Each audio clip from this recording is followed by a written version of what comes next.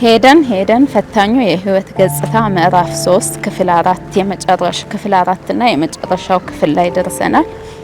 እስከዛሬ እንዳየነው ምዕራፉን ልዩ የሚያደርገው በተለየ መልኩ የታመሙ ህፃናትን የምናይበት መሆኑ ነው። ዛሬስ የምንሄድበት ቤት ምን ይገጥመን ይሆን? እስቲ አብረን እንመልከት። አሁን ያለንበት ሰፈር አሸዋ ሜዳን አልፎ ጉጄ የሚባል ሰፈር ነው፣ ግን በጣም ሩቅ ነው፣ ወደ ውስጥ ያስገባል። እስቲ እንሂድ።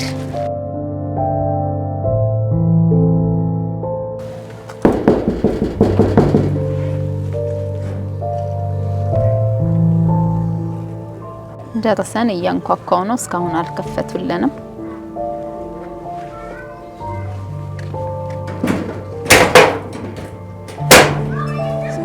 ሰላም አለይኩም። ደህና አደራችሁ? አለን።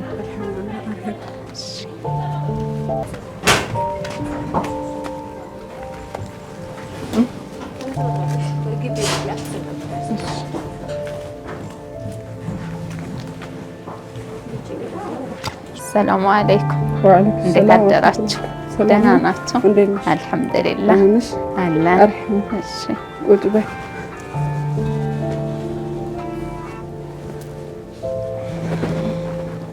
እንዴት ነሽ? ደህና ነሽ? አልሐምዱሊላህ ሁሉ ሰላም። ቤቢስ እንዴት ነው? አልሐምዱሊላህ። ስምሽን ታስተዋውቂናለሽ? ዛህራ ሁሴን። ልጅሽ ነው? ስንተኛ ልጅሽ ነው? ሶስተኛ። አራተኛ ነው። የመጀመሪያ ሞታብኛለች። ሴት ነበረች። የአራተኛ ልጅ ነው የሆነው። መጀመሪያ ክትትል ላይ በ7 ወሬ ክትትል ስጀምር ጭንቅላት ውስጥ ውሃ ቋጥር ነገር ይታያል ብሎኝ ነበር። የሱን ነው እሱም ማለት ነው። ከዛም አሁን ጊዜሽ ስለሄደ ምንም ማድረግ ስለማንችል ጊዜው ደርሶ ቢወለድ ይሻላል አለ። ውስጥ እያለ ማውቀውት ነበር 7 ወር በጊዜ ቤት መጪ ኖሮ እሱ ይቋረጥ ነበር። አሁን ግን ጊዜው ስለሄደ መወለድ አለበት አሉኝ። ተወለደ። ሆስፒታል ተኛ። በተለያየ ምርመራ አደረጉለት። ራጅ ምናምን አንስቶት ከዛም የለም በሰዓቱ የለበትም ምንም ስለሌለበት ይዘሽ ውጪ እንደዚህ አይነት ምልክት ስታይበት ደግሞ ይዘሽ ተመለሽ ያሉኝ። በወጣው በ3 ወሬ ምናምን ማንቀጥቀጥ ነገር ጀመረ። ምን አይነት ምልክት ስታይ ያሉሽ? እነሱም ያሉኝ አንዱ የሚያንቀጠቅጠው ከሆነ እንደዚህ ሽንቱን የሚለቀ ከሆነ ምናምን ብሎኝ ነበረ። ጋንዲ ሆስፒታል ነበር የወለድኩት። ከዛም ሰፈሬም ሌላ ነበር፣ ከኢንተሪ አካባቢ ነበር። በ9 ወር ነው የወለድሽው? ያው ጊዜውን ጠብቆ በኖርማል ነው የወለድሽው? ከዛ በኋላ የተለያየ ምርመራ የሱካር የደም ምናምን አድርገናል። ደምሽም ሱካርሽ ኖርማል ስለሆነ ጊዜው ደርሶ ብትወልጂ ነው የሚሻለው አሉ። እና ከዛ በኋላ በሳምንት ነበር መከታተል። ከ7 ወር በኋላ እስከ 9 ወር ድረስ በሳምንት ነበር ጋንዲ መመላለስ ከኬንተሪ ማለት ነው። እሱን እንዲያዩት ማለት ነው። ለሱም ለኔም በቃ እንትን እንዲሉልኝ ማለት ነው። አንቺ ለምን ማለት ሱካሪን ደም ቼክ እያደረጉ ነበረብሽ ነው? ቀድሜም አልነበረብኝ። የዛንም ሰዓት አልነበረብኝም እንጂ ቢኖርብኝ ወዳው በቃ ወይ በሚጥ መርፌ ወይ በሰርጀሪ እናወጣዋለን ብሎኝ ነበር። ከተረፈ ብሎኝ ነበር። ከዛም ከወለድኩት በኋላ 10 ቀን ምናምን ጋንዲ ሆስፒታል ተኛ። ከወጣው በኋላ ደግሞ ከ3 ወር በቀነዛ ሊሞላ አካባቢ ማንቀጥቀጡ ጀመረ። ተወልዶ በ3 ወሩ ማለት ነው። ከዛም ሲያንቀጥቀጠው ሰው ደግሞ ሐኪም ቤት ያሳለፈው ነገር ነው መርፌው ነው ምናምን ሲለኝ በኋላ ሲብስበት በቃ ማልቀስ ድምጽ አውጥቶ መጮህም ጀመረ። በፊት እንትና ምናምን ነገር መጀመሪያ ማንቀጥቀጥ ብቻ ነበር እንጂ አያለቅስም። ይሄም እኮ ኖርማል ማልቀስ ሳይሆን በቃ እንደዚህ ደውሻ መጮህ በቃ አይኑን ወደ ሌላ ቦታ ማድረግ ምናምን ጀመረ። በ3 ወሩ ነው ይሄው እና በዛን ሰዓት ደግሞ አያውቅም። አይኑን አንድ ቦታ ነው ቅርጥጥ የሚያደርገው። እኔ እንደውም ጨንቀኝና ጡት ሰጠው ነበር። አያውቅም። ተንፍሶ ነበር የሚመለሰው ሲመለስ ማለት ነው። ከዛም መጀመሪያም ያንን ስለነገሩኝ ወስጄን ስንስላቸው ጤና ጣቢያ ሪፈራንስ ጽፌ ወደ ዘውዲቱ ሆስፒታል መከታተል ጀመርኩ ማለት ነው። እነሱም የተለያየ ከውጭም አድርገው ምርመራ ራሱ አዘዙልኝ ምናምን። ጭንቅላቱ ላይ ራሱ የሆነ ኤሌክትሪክ ነገር ምናምን ተደቀ ነው መላጣ ተደርጎ የሚደረግ ነገር ውስጡ ላይ የሆነ የሚያሳይ ነገር አለ። ኒውሮ ሰርጀሪ እና የነርቭ ሰርጀሪ ምንድነው የነርቭና ኒውሮ ሰርጀሪ ብሎ በሐሙስና በሰኞ ቀን መሄድበት ክትትል ማድረግ ጀመርኩ። ምንድነው የሚያደርጉለት ስትሄድ? መድኃኒት ነው የሚሰጡኝ። ሐሙስ ደግሞ ኒውሮ ሰርጀሪ ደግሞ የሚቀጥሩት ይለኩታል ጭንቅላት በየጊዜው ይለኩት ነበር።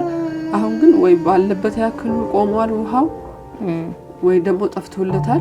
ቢጠፋለት ደግሞ እንቅስቃሴ ይጀምር ነበር። ግን በቃ መጨረሻ ላይ ሲቲ ስካን ምናምን ረጅም ቀጠሮ እንስተሽና ሲቲ ስካን አሰርተሽ አረጋግጠን ያስፈልጋል አያስፈልገውም የሚለውን እንወስናለን። ግን አሁን የሚያስፈልገው አይመስልንም ማለት በየጊዜው በሄድኩ ቁጥር ሲለኩት ብዙም አይጨምርም 40 ምናምን እንደዛ ነገር ነው። ለዛ ለነርቭ ግን እስካሁን የተከታተለ አሁን ሁለት አይነት ነው ማለት ነው ችግሩ የነርቭም ኖሮ እንደገና ጭንቅላት አሁን የሚሰጡኝ መድኃኒት ለሚያንቀጠቅጠው ለነርቭ ይጠቅመዋል ነው። ኪኒን ነው የሚሰጡኝ ጠዋት 50 ማታ ሁለት አይነት ነው የሚሰጡኝ። በአንደኛው ማታ ብቻ ነው የሚሰጡበት፣ በአንደኛው ደግሞ ጠዋትም ማታ የሚሰጡበት ቀጥቅጬ ነው የሚሰጡት። የጀመረውም በቃ ያው በእርግዝናሽ ነው የጀመረው። ያኔ ማውቀሻው እንደውም በሰዓቱ ራሱ ግማሹ ቁርአን ቤት ሰጂ ምናምን ሲለኝ ራሱ የዛኔ በሶስት ወሩ ያን ሲያርቀው ለመጀመሪያ ያ ኬዝ ስላለው ወደ ቀጥታ ሐኪም ቤት ነው የሄድኩት። ከዛ በኋላ ቁርአን ቤትም ሁሉም ቦታ ለፍቻለሁ። ወስደሻል ህክምና ቦታ ሲያማ አሁን በመሀል ይጀምራል። አሁንም ያንቀጠቀጠዋል። አሁን መድኃኒቱን ከጀመረ በፊት መድኃኒቱን ሳልጀምር በፊት ቶሎ ነበር። በ10 ቀን በ15 ቀን እንደዛ ነበር የሚያንቀጠቅጠው። አሁን መድኃኒቱን ከጀመርኩለት በኋላ በ3 ወር በ2 ወር ምናምን መድኃኒቱ እያገዘው ነው ማለት ነው። አይቆምም ከነጭራሽ አላጥም። እነሱ ይቆማል ነው ከረጅም ጊዜ በኋላ ይቆማል ምናምን ነው። አሁን እዛም ያሉ እናቶችን ስጠይቅ ግማሹ 6 አመት ነው የጀመርኩት ይላል፣ ግማሹ 5 አመት ነው መድኃኒቱን የጀመርኩት። እሱ በጊዜ ነው መድኃኒቱም የጀመረው። በ6 ወሩ ነበር የጀመርኩለት። እንደውም አንዳንድ ፕሮሰሶችን ምናምን እስከምንል ድረስ 6 ወር ሞላው። መስከረም አመትም ሳይሆነው ቶሎ ነው የጀመረው። ደግሞ መስከረም አካባቢ ጀመርኩለት በ6 ወሩ። ምግብስ ይወስዳል እንጂ ነገሮች ገንፎ ነገር ለስላሳ ነገር በማንኪያ እንጂ አይወስድልኝ። የሚጠጣ ፈሳሽ ነው እሱስ መዋጥ ይችላል። እሱን ይወጣል የተፈጨው እንጂ ይሄ ደረቅ ነገር ምናምን ማኘክስ ያኘካል። ዝም ብሎ ያላምጣል እንጂ ማኘክ አይመስልም። አሁን ለምሳሌ ውሃውን ሲሰጠው የሚላምጥ ነገር ይመስላል መሰለኝ ያላምጣው ወዲያ ያደርጋል። አፈሰዋል ወደዚህ ረጅም ሰዓት ፈጃለሁ እንጂ የተፈጨውን ነገር አብሏል። እየመላለሰው እያወጣው መልሽ ሰዓት ይፈጃል። ረጅም ሰዓት ነው።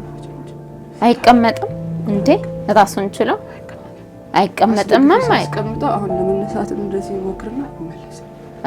እንዴ ትራስ እንዴ በጎን አድርገሽለት እንደመደገፍ አይልም። ከወገቡ ይደገፍና በቃ ለመነሳት እኮ እሱ ጥረት ያደርጋል። ግን አሳከለትም እንትን ይላል ወይ አንድ ቦታ ዘመል አንገቱ ይከብደዋል ወይ አንገቱ ይከብዳል። አሁን ቅድም እንዲህ ስታደርጊው እንደ ትንታ ነገር ነው ያደርጋው። በመሃል ትን ይለዋል። ስሙ ማን ነው? አብዱል ሐኪም ስታወሪው ይሰማሻ ማለት ያወራል።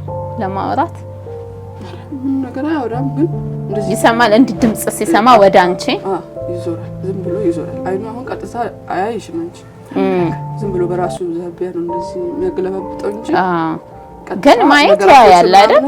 የሆነ ነገር ሴንስ ያደርጋል ስልሽ እንዲህ የሆነ ልፍ ሲል ማየት ነገር እንደሱ በራሱ ዛቢያ በዝም ብሎ የሚያንቀሳቅስ የሚያገላብጠው እንጂ ባለፈው እንደውም ያኛው ልጅ የሆነ አለርጂክ አለበት። አንድ ላይ ይዣቸው ሄጄ ነበር መሰለኝ ያ ወስጪ ሳሳይቸው የሱም አለርጂክ ነው። አንድ ደግሞ የአይምሮ ነገር ነው የጎተተው እንጂ ችግር የለበትም ማለት ይችላል። አይኑ አለ እሱ ይችላል ማለት ሳይቻቸው ነበር። ከአመት በኋላ መልሰሽ እስታምጪው አለርጂክ አለው እንደዚህ አድርግለት የአይምሮ ነገር ነው የጎተተው እንጂ ማየት ይችላል። አይኑ አለ ስጠሪውስ መስማት ወይ ሌላ ድምጽ ሲሰማ ይሰማል። ድምጽ ወደ ሄደበት ይሄዳል። እንደሱ ሳይሆን ይደነግጥና ይዞራል። አሁን ለምሳሌ በቃ ዝም ብሎ በተኛበት ስገባ በተኛበት ሆነ ነገር ኳሲ ምናምን ድምግጥ ነው የሌለ በቃ ይደነግጣል። በተለይ ሳያስበው እንትን ሲባል አንዳንዴ ደግሞ ይስቃል። በቃ እኔ ድምጽ ሲሰማ ነገር ደስ ማለት ነገር ወንድሞቹ እንትን ሲሉ አሁን እንደምናየው ነው ማለት ነው። ተደግፎም አንቺ ድጋፍ ሆነሽው እንጂ በራሱ አይንቀሳቀስም። እንደ ተራበ እንደ ተጠማ በምን ነው ታውቂያለሽ? በምን በጣም ከራበ ያለክሳል እና እንዲምራቅ ነገር ምናምን ከዛ እና ሰዓት መጠበቅ ሰዓቱን ጠብቄ ራሴን እንትን ካል አሁን ስራ ይዤ ምናምን ነገር ስቆይበት ስመጣ አረፋ ነገር ያጣ ራቡ ማለት ነው። እና ዝም ብሎ ያላምጣል በባዶ እንደዚህ ያላምጣል። የምትንከባከቢው አንቺ ነሽ? አባቱ የለም ክፍለ ሀገር ብሎ ለስራ እዚህ ሲያጣ ክፍለ ሀገር ብሎ ሄደ። ብቻሽን ነው ያለሽው? እነዛም ያው ህፃናቶች ናቸው ማለት ያየኋቸው ወንዶች። እና ማን ነው የሚያግዝሽ? ስራ ስትሰሪ ምን አስተኝተሽ ነው የምትሰሪው ወይንስ ማታስ እንቅልፉ እንዴት ነው? ማታ ተጨማሪ ሌላ ነገር ካላመነ ቀን ግን እሱ ሳይተኛ ወይ ሳታስተኙ ስራ መስራት ትችያለሽ ወይንስ ዝም ይላል? ካላመመው ብዙም አያስቸግርም። ቀን ተኝቶ ዝም ይላል።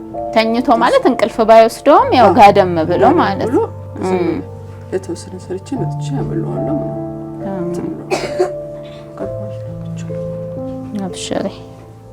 የህክምናውስ ነገር እንዴት ነው? እሱን ለማሳከም ውጣ ወረድሽ? አባቱ መጀመሪያ ማን ነበረ? ብቻሽ መስከረም አካባቢ ነው ምናምን።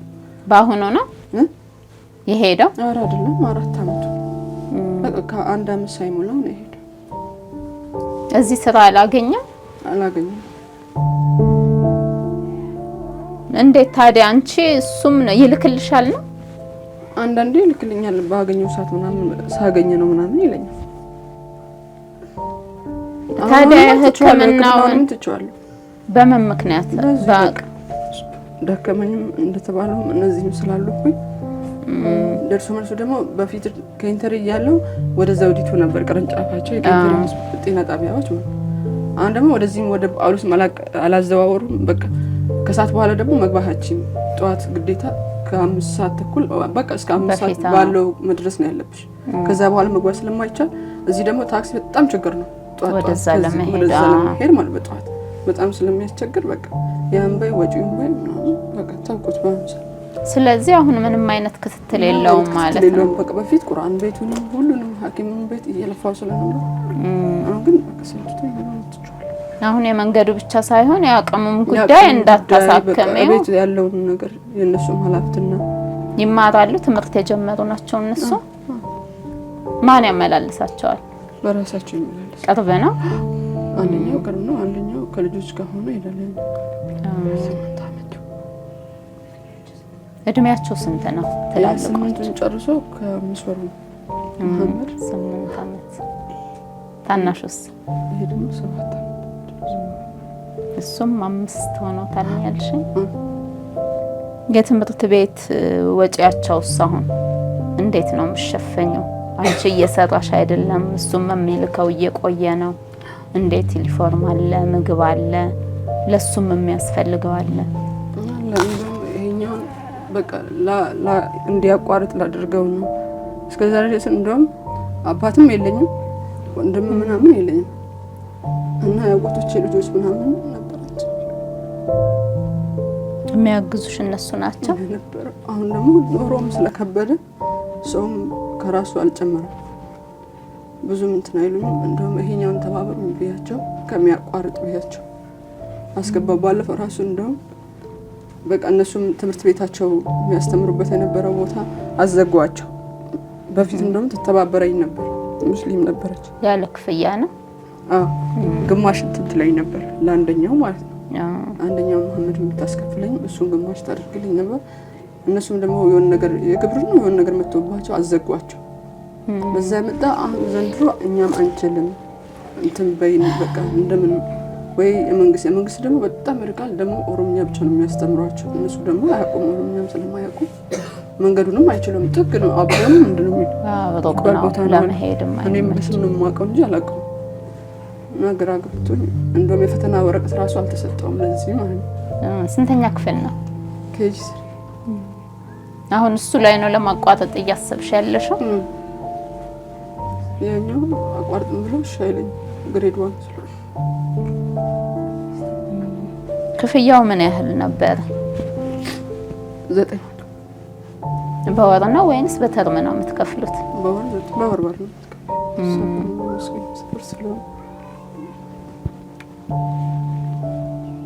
ታዲያሽ የትምህርት ቤቱስ እንደዚህ ነው እንበል። ቀለባችሁስ ምግብስ እንዴት ነው የምትወጡት ይሄን ነገር?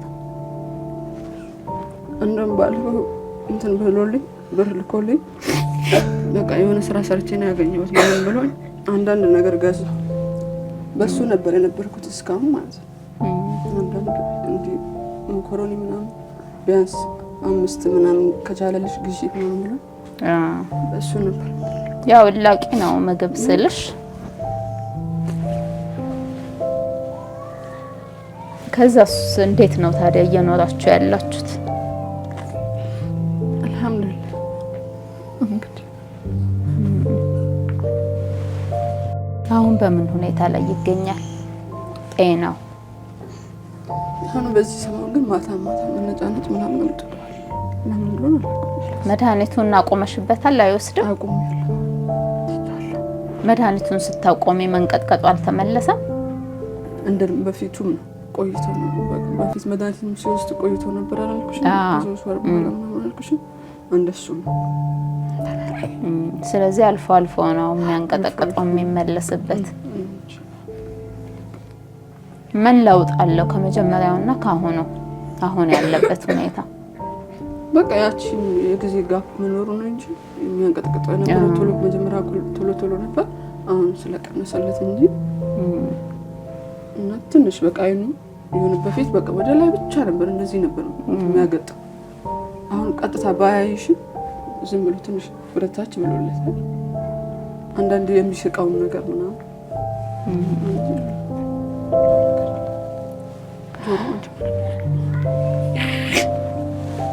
ቤቢ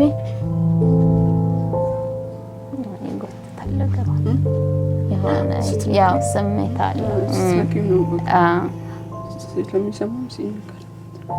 ከወንድሞቹ ጋርስ እንዴት ነው? ይጫወታል? አብሮ ያጫውቱታል? እነሱ ናቸው የሚረብሹሽ። መቼ ነው እኛ አዋ ከነሱ ጋር እንዲጫወት ይፈልጋሉ።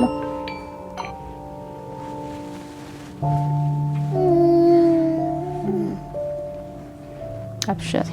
በመሀል መጥቶ አባቱ አላየውም?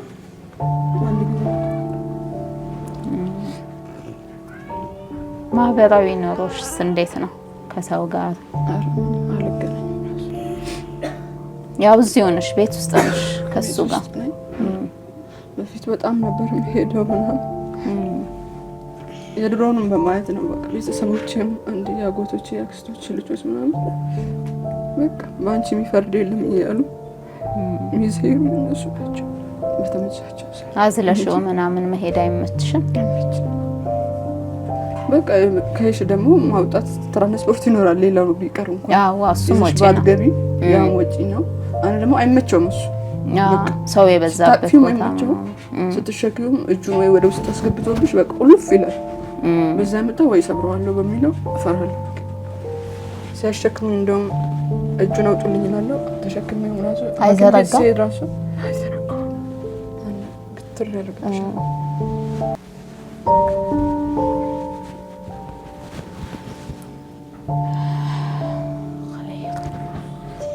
አሁን የሱ መታመም በህይወታችሁ ላይ ምን ተጽዕኖ አመጣብሽ? እሱ ነገር በፊት እንደዚህ አልነበርኩም። ወጥተሽ ትሰሪ ነበር? ካገባ በኋላ አልሰራሁም፣ ግን ቢሆንም የተሻለ ኑሮ ነበር የምንኖረው። ሁሉ ነገር አይምሮዬም ላይ በቃ ባለው ነገር ከውጭ በሚታየው ከውስጥ በሚታየው ነገር ብዙ ነገር ተጽዕኖ ደርሶብኝ አልሐምዱሊላህ። አብሽር። እስቲ እንትን ግልጽ አድርጊው። ማለት ምን ነበር ድሮ፣ አሁን ምንድነው ያለው? በቃ በሁሉም በኖሯችን ጥሩ ኖሮ ነበር የምንኖረው። እኔም እንደምታኛ ነበርኩ።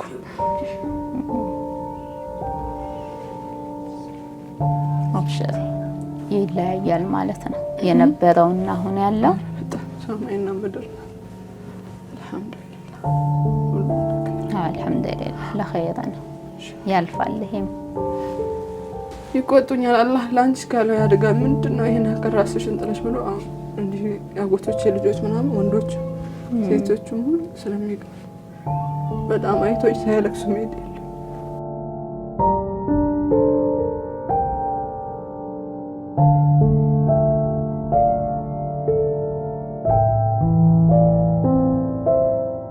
ከሱ ሁኔታ ጋር ምንድነው ለውጥ ቻሌንጅ እያደረግሽ ያለው ነገር? አንድም በቃ ኖርማል እንትን ምግቡን በይ የሚጠቀመው ነገር ፓምፐርስ አሁን በፊት 5 ቁጥሩን ፓምፐርስ ለ24 ሰዓት ነበር የምጠቀመው። አሁን ግን በቃ ወዲያው ነው እንትን የሚሞላው። በቃ እያደጉም ስለሚሄዱ ነው መሰለኝ እንትናቸው መጠኑም በቃ ሽታውም ደግሞ ትንሽ ጊዜ እንትን ከቆየ በኋላ ሽታውም አከባድ ነው። የሚበላው ነገር ወተቱም ዳይፐርም ቶሎ ቶሎ ተቀየረለታልሽ ማለት ነው። ከበፊቱ ብዙ ልዩነት አለ። ምግብም ቢሆን የተለየ ነው ለሱ ወይ የተፈጨ ከአቅምሽ አንፃር ደግሞ ዝም ብዬ አሁን አንዳንዴ በተለይ በማታ በጣም ነው የምጨናነቀው። እንዴት ቡላ ነው እንደውም አብዛኛው ጊዜ በቃ ገጠር ምናምን ሰው ማስቸገረኝ ነው ያንንጋው።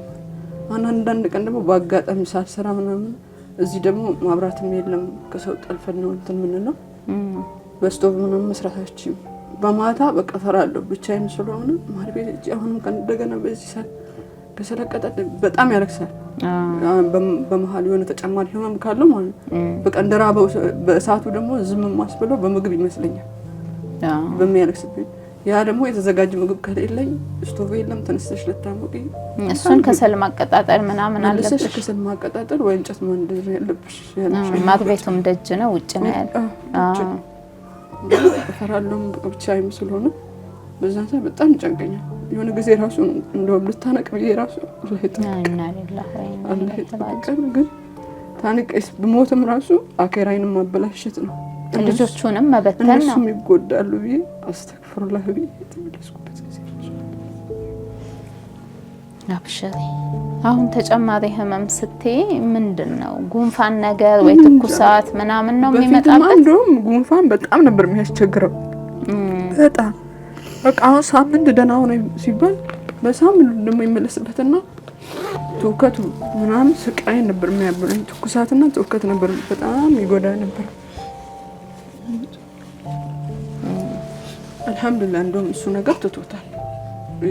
እንትን በየሳምንቱ በቃ እንደ ጉንፋን አድርጎ ይጀምረውና ምግብ ያቺን የሚወስድልኝ የነበረው ጉንፋን ምንም ይተብኛል። ማስታወክ ስቃይ ነበር ማለት በቀን 3-4 ያስታውቀው ነበር።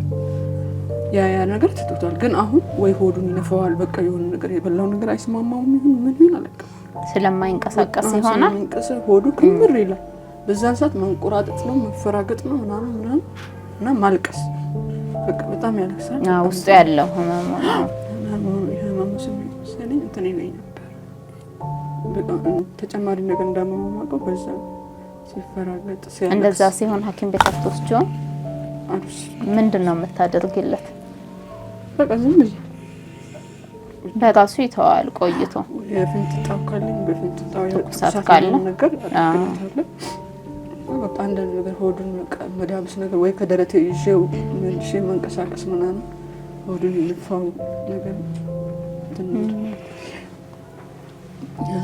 የሆድ ድርቀትም አለበት። በጣም ነው የሚያመጣው ካካባለበት ጊዜ ከሚበላው ነገር አንፃር ይሁን ምን ይሁን እሱም ሌላ ችግር ነው። ብዙ በቃ እስከሚደማ ድረስ ራሱ ዛሬ ያማጣው ወይ በሶስተኛው ቀን ምናምን ነው ካካም በጣም እሱም ይረብሻል ይመስለኛል ውስጡ ላይ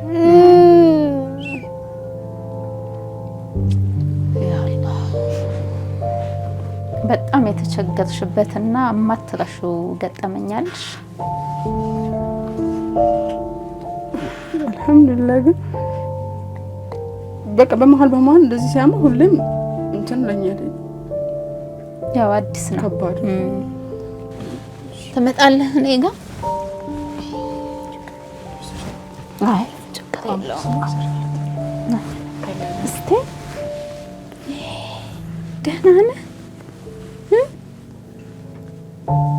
እስቲ እጅህን ዘርጋ እንደዚህ እዚህ ጋር እንደቀቃ ያደርገው ያድርጋል አንተ ክትር ያደርጋል በራሱ ጊዜ ከሆነ እግሩን ራሱ በራሱ ይለቃል። ድርቅ ያደርግብሻል።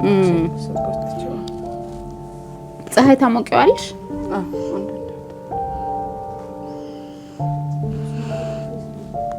ልብሱን አውልቀሽ ምናምን ወይስ ነገር አልብሽ ነው ለምን ንፋሱም ደግሞ ትንሽ ነገር ይፈልጋል ንፋስም አለ ወዳው እንዳስገባው ትኩሳት ይጀምራል ለዛም ስለምፈራ የፀሐዩ ማቃጠል ነው ወይንስ እንጃ ሽውላውን ምን ይሆናል ትንሽ ነገር ይፈልጋል ደህና ነህ ማን ያቀፈ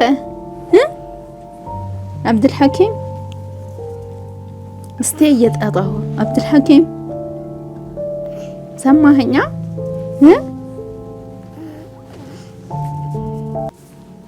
ለወንድሞቹ ሲመጡ ይለያል ይላቸዋል እንጂ አንቺን ግን ይለያል እናቴ ይለይሻል ትለኛለች ያው እናቴ ይለያል ከውጭ ስመጣ እሷ ባለችበት ወይ ምናምን እዚህ በመጣችበት ልታየው በመጣችበት ስገባ አየሽ ዞር ምናምን ያቀሻል መጀመሪያ ዝም ብሎ ነበር ማማን ታውቃለህ የት አለች እቻት ማሻአላ እዚህ ናቸው እናትሽ እዚህ ሀገር ናቸው ቅርብ ነው ከዚህ ለስተማና ማሚ ትሄዳለህ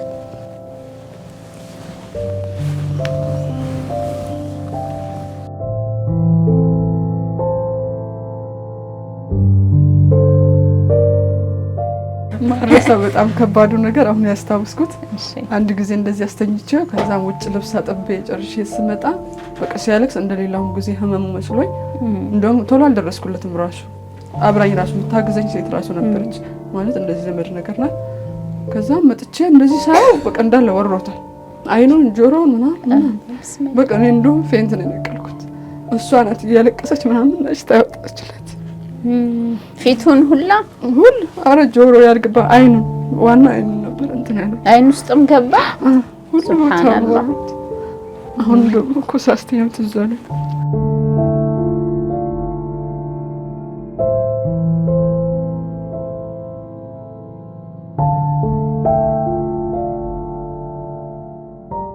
እዚህ ነው እንትን የምትይው ማው የምታበሲው አብራትም ስለሌለ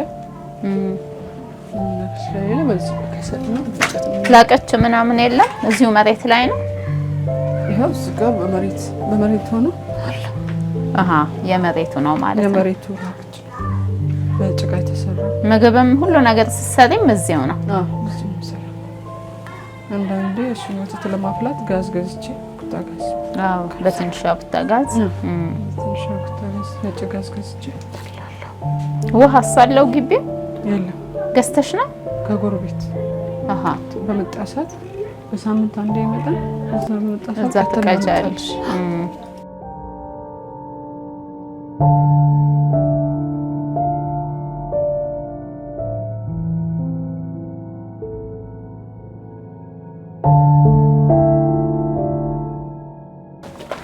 ዛህራ መጣ አግዝሻለሁ ግቢው ግን ሰፊ ነው ኪራይ ነው ምን ያህል ትከፍላላችሁ 5 እዚህ ሰፈር ስለሆነ ውስጥ ስለሆነ ቀንስ ይላል በፊት እንደውም እኮ እዚህ ሰፈር የጥበቃ ነበራሉ እንዴት ማለት ሰው ዝም ብሎ ነበር በነፃ ነበር ቤቱን እየጠበቀ ዝም ብሎ መኖር አሁን ግን ሰፈር ከተማው ስለተወደደ ኪራይ ሲበዛ በቃ ማስከፈል ጀመሩ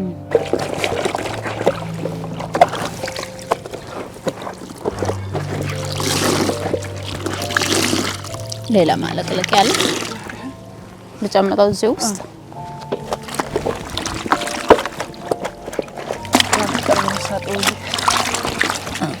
ትናንት ሀጥፍ ነበር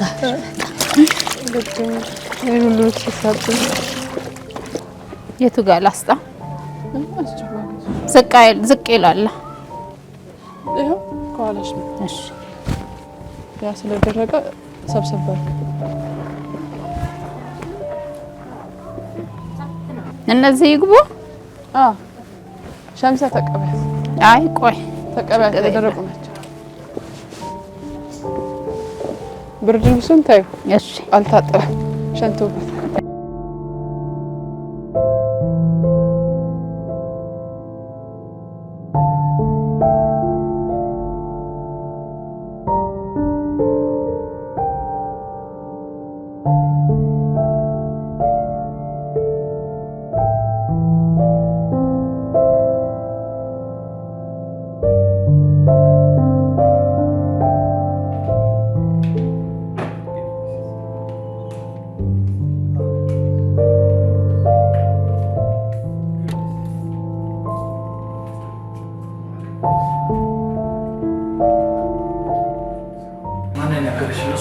ያስቸገረሽ?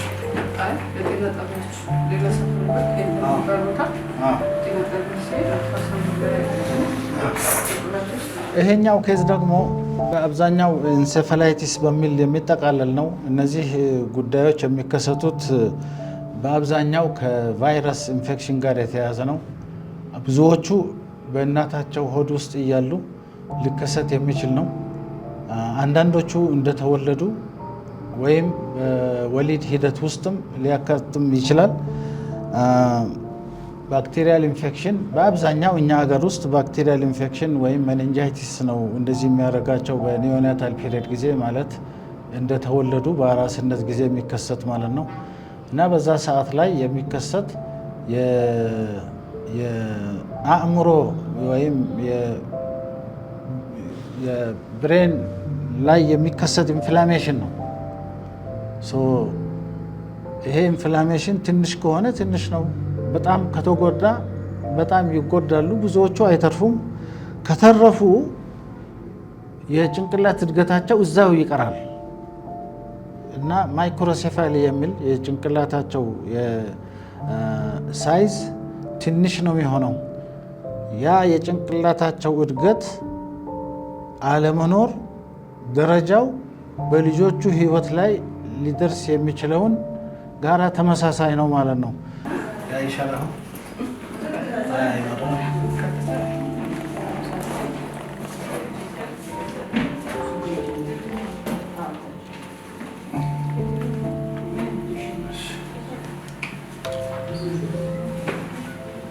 አልቅሶ ነበር ታስታውሻለሽ? እዛ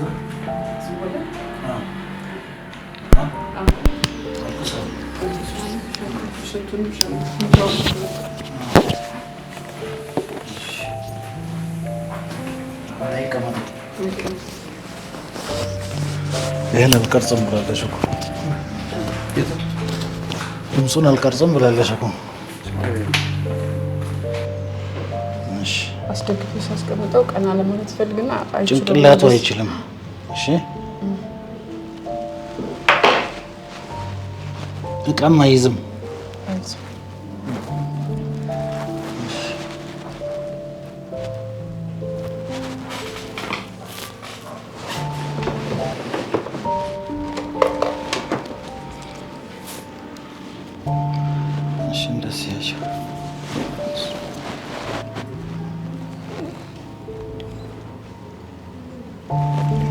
ያለቅሳል። መቼ መቼ ነው የሚያለቅሰው? ሲረባው የሆነ ተጨማሪ ህመም ሲያመው ምናምን። አዎ እሺ። መብላት ላይ ያስቸግርሻል? ብዙም አይደለም። ፈሳሽ ነው የምትሰጪው? ትንሽ የተፈጨ ነገር ገንፎ ነገር ለስለስ። ስንት ልጆች አሉሽ? ሁለት። ከሱ በታች አለሽ? የለሽም። እሺ። ብዙዎቹ አእምሮ ዘገምተኛም ይሆናሉ። ሜንታል ሪታርዴሽን ሊኖራቸው ይችላል። አብዛኞቹ ኤፒሌፕሲም ይኖራቸዋል። ብዙዎቹ ኤፒሌፕሲ የሚባለው በአብዛኛው የሚጥል በሽታ የምንለው ነው በአማርኛችን። እነዚህ የሚጥል በሽታው በጭንቅላታቸው ላይ በተፈጠረው ኢንፌክሽን የሚከሰት ነው። ብዙዎቹ እነዚህ የምንጠረጠራቸው ኢንፌክሽኖች ለምሳሌ ጆሮ ደግፍ ይህንን ነገር ሊያመጣ ይችላል። ሚዝልስ የኩፍኝ ቫይረስ ይህንን ሊያስከትል ይችላል እና ብዙ ናቸው።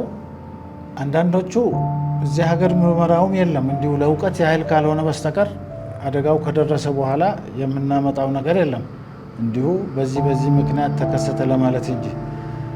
ነገር ግን ትንንሽ እናቶች፣ ቁመታቸው ሰውነታቸው ያልዳበሩ እናቶች፣ በኒውትሪሽን የተጎዱ እናቶች፣ ቤት ውስጥ ያለ በቂ ልምድ ካላቸው አዋላጅ እናቶች ጋር የሚወልዱ ምጥ ለብዙ ሰዓት የሚቆይባቸው በአብዛኛው የዚህ አደጋ ሰለባ ይሆናሉ።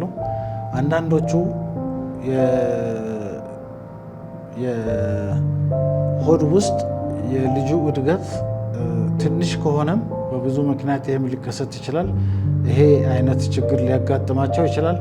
በአጠቃላይ ግን ሆድ ውስጥ እያሉ እንደተወለዱ እና በአራስነት ወቅት በሚከሰት የአእምሮ ኢንፌክሽን እነዚህ ነገሮች ያጋጥማሉ።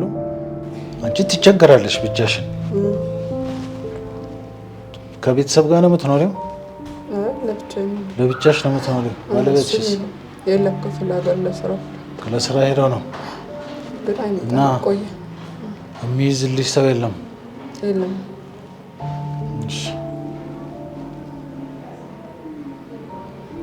እሺ አይዞሽ።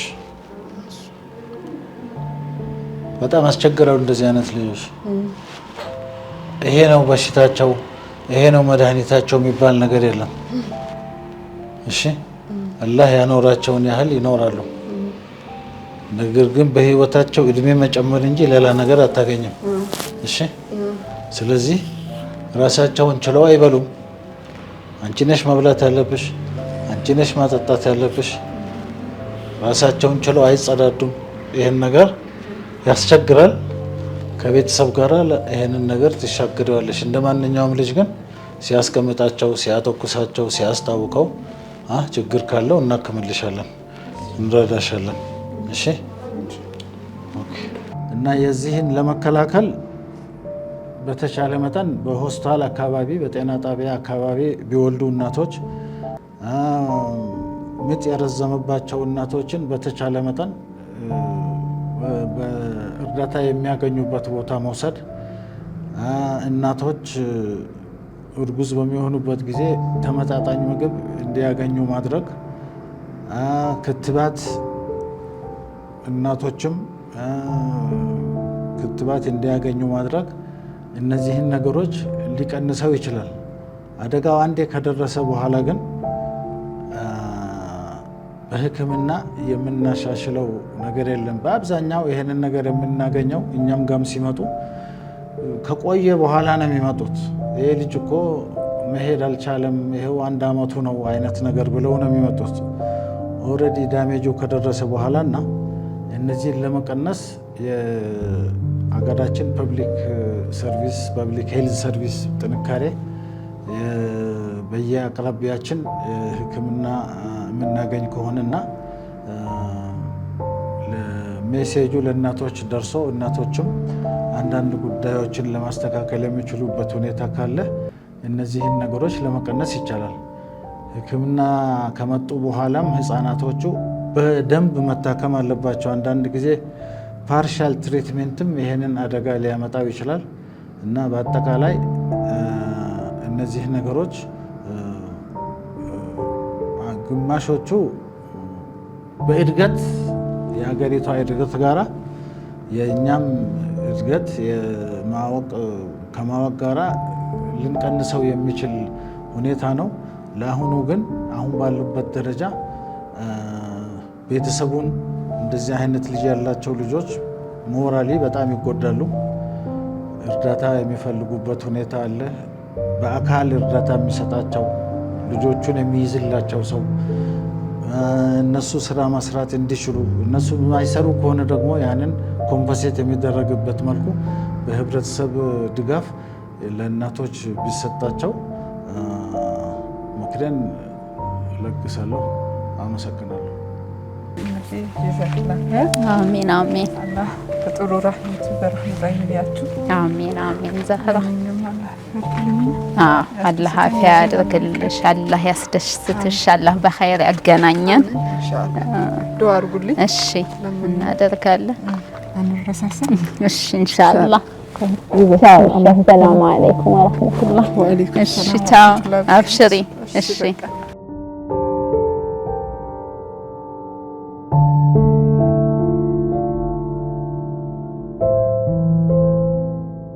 ውስጥ የነበረው ሁኔታ እንዳያችሁት ነው። በጣም የሚያሳዝን ነው። ምንም የማያወራና መንቀሳቀስ የማይችል ልጅ ነው የምታሳድገውና ሌላም 2 ልጆች አሏት። በዛ ላይ አባታቸውም አጠገባቸው የለም። እሱም ቢሆን ሲኖረው ነው የሚልካው። ከሌለም ደግሞ እንደዚሁ በችግር ያለች እናት ነው ያየናትና ሱብሃንአላህ በጣም የሚያሳዝን ነው። አላህ ይድረስላቸው። በጣም ደግሞ የገረመኝ ለልጆች ትምህርት ቤት እንኳን የምትከፍለው 900 ብር አታ ልጁን ትምህርት ቤት ልታቋርጥበት እየታገለች ነው እና ያለችው። እኛ አሁን 900 ብር ለኛ ምንም ማለት የሆነች ነገር ገዝተንባት ወዲያውን በሰከንድ የምታልቀውን እሷ ወር ጠብቃ ትምህርት ቤት ክፍያ የምትከፍለው ያጣች እናት ናት። ይሄም ራሱ በራሱ ተጨማሪ ችግር ነው የሆነባት። በዛ ላይ ደግሞ የታመመ ልጅም እያለ እና ከባድ ነው እንግዲህ እንዳያችሁት ነው ውስጥም የተመለከትነው ነገር